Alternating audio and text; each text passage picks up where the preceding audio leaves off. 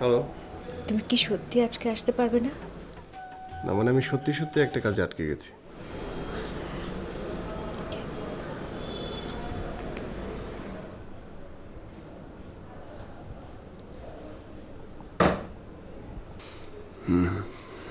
কে? না কেউ না, এমনি একটা ইনভাইট ছিল। তাও হ্যালো, দাদা তুমি কোথায়? আমি এই তো লেকের পাড়ে ছবি তুলছি। তুমি থাকো, আমি আসছি। কোথায়? এখানে? আচ্ছা ওকে, আমি আসছি।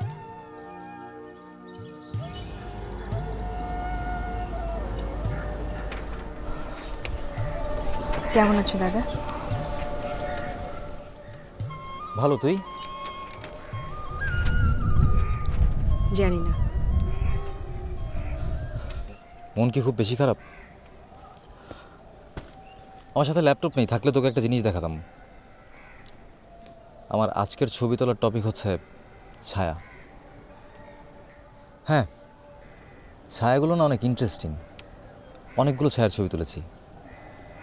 ছায়ারা অনেকটা আমাদের মতো, ওদের হাসি আছে, কান্না আছে, মায়া আছে।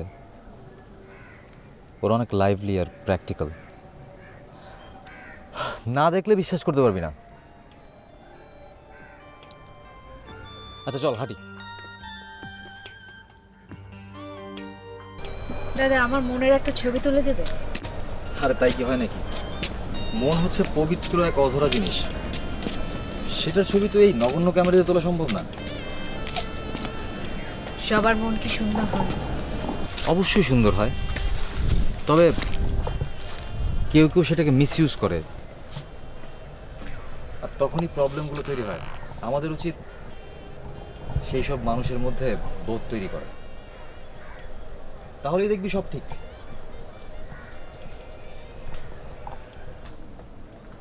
দাদা তুমি এত ভালো কেন? তোর কি হয়েছে বলতো?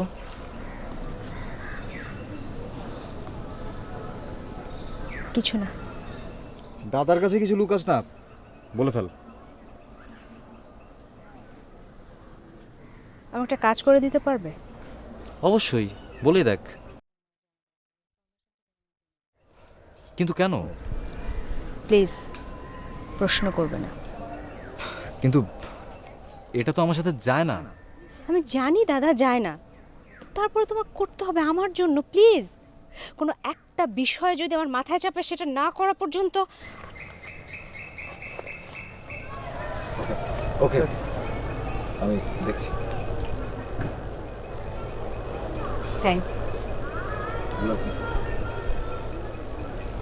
বাড়ি যাবে না? না তুই যা, আমি কিছু ছবি তুলব। ভালো থাকিস।